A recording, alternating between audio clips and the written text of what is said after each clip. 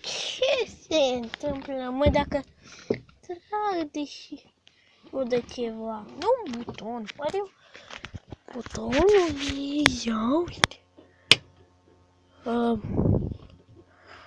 Da.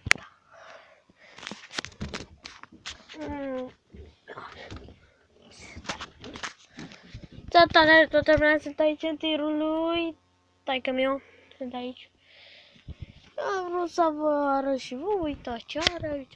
Mă, îți curios? Abia am la toți. Aoleu, au! Mai deschizici. Să uite de aici de sus, mult mai clar. Ce se întâmplă? Cam nimic. Eu am musculos. Bun. Scobor. Încet. Încetul cu încetul. Întâi și întâi.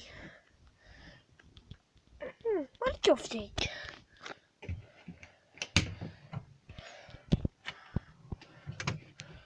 Nu-i nimic.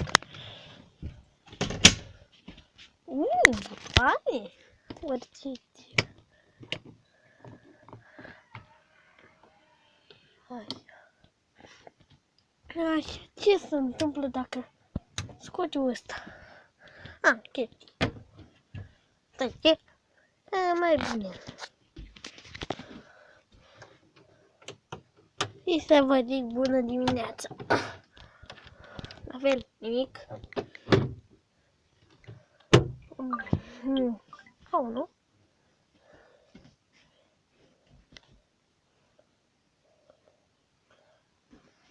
Volanul. Ce are ea, mă?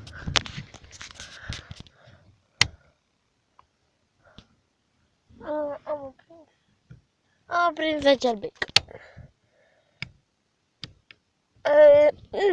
Buton. Am prins asta.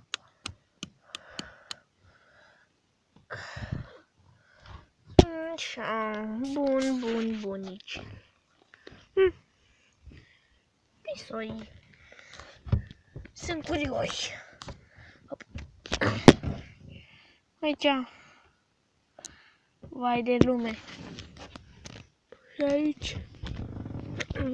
Vai de lume. Nu merge. Asta? Da. Face un buton aici. Interesant. Căldură. Deci eu știu toate astea ale tirului. Le știu ca pe palma mea. Ca pe palma asta. Ca pe asta. Știu. Să dau drumul la căldură când e frig. Eu dau. Așa. Aștept și vine căldurica. Hai. Să.